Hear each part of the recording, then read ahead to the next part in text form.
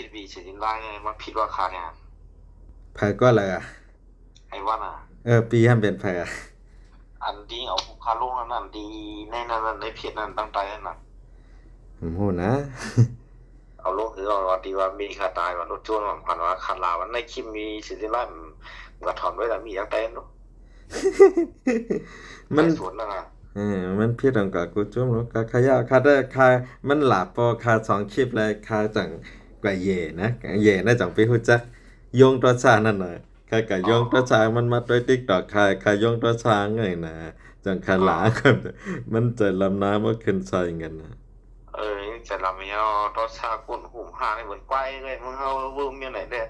vẫn chẳng quân nổ quân từ liên quay ai văn nọ na bảng đây một lần này tao đó xa hiểu vì đấy nó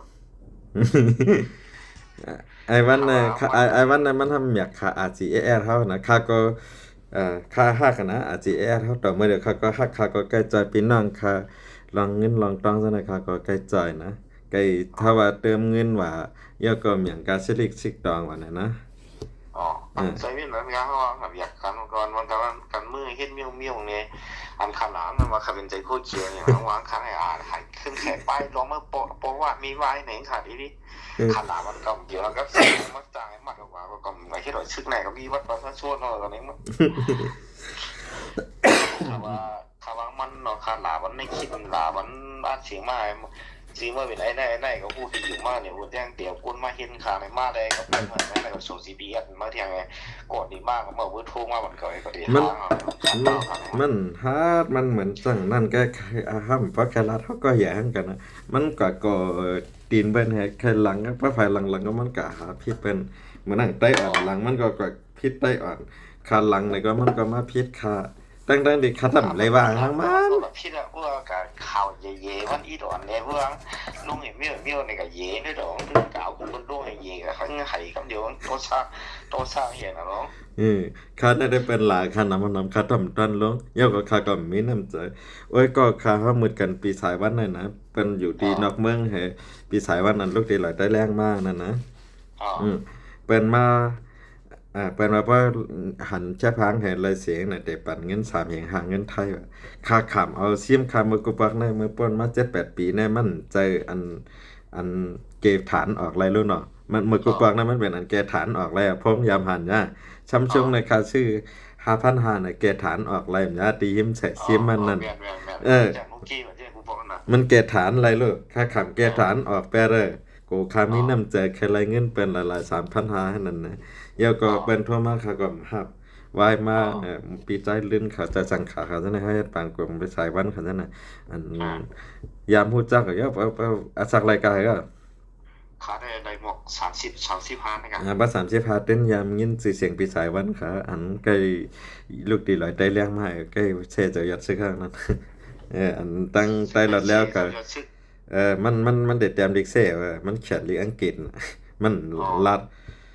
มันรัดเขาก็มันได้แต้มลีกอังกฤษก็เขียนลีกสายกำเสียงว่าจะสายวันนะสายวันนะครับจะสายวันเนี่ยยามได้ยามหานเอาปังความมันใกล้กะเต็มฮู้ว่าเป็นก็อะไรนะแต้มลีกอังกฤษสิสายวันนะเฮาในเฮาปกป้องไว้ก็เป็นด้านนั้นดีกว่าเฮาแค่ว่าลีมทีมดีเฮนะเขาว่ามันในเนาะเขาว่าก็มาเพียวที่เราส่งแผนดีมากก็อย่าหามาในมากูตายมาให้นะเขาเนี่ยยึดเชียบลูกมันตักเสียงครับแต่มันลาดเอาใกล้ว่ามันตักมาหาใกล้กับคาให้คาเขาเหตุการณ์จังได๋ได้เต้นหูน่ะเนาะเพชรคันน่ะว่าชื่อจินลายใกล้กับว่าปันลัดดอกกันข้ามมีคำเปิดใหม่เช่นจางค่าเปิดใหม่เช่นจางอันว่าใจเลี้ยงเพชรปุกแล้วแหยอก็แห่งกันยันเมืองอันนั้นก็ค่าเปิดใหม่เช่นจางมันมันหลาในเหมือนคือพวกไอ้ตีไอ้ตันที่นั่นก็มา2-3โกลงเอาหูคาลุงในนั้นเนี่ยก็อันมาหลาคัน2-3โก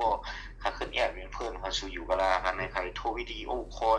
ก็หาสู้ในใครอยู่เกียงใหม่คั่นให้ลงเพจก็เป็นหมดใครเสียบหมด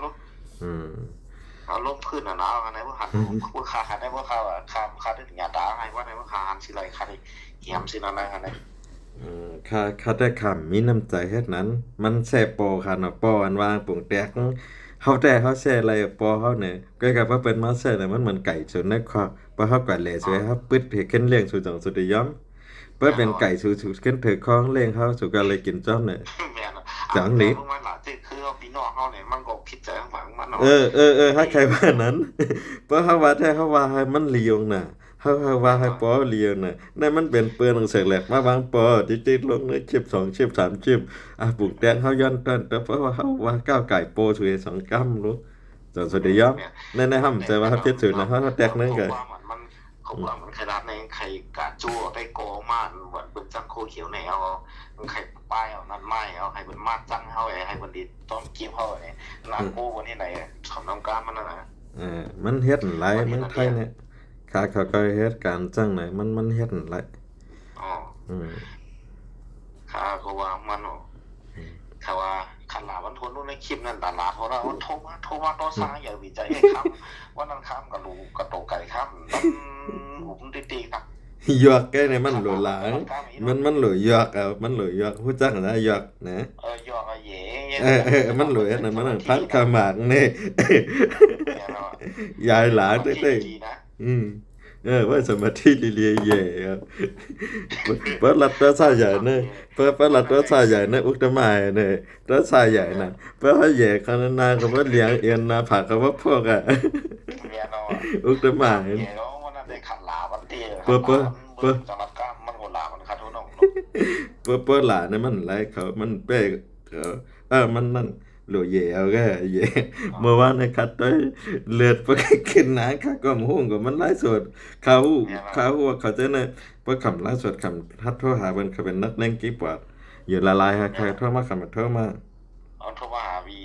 เสียงไรนะฮะ มันโทรมาหาไล่สดนั่นนะ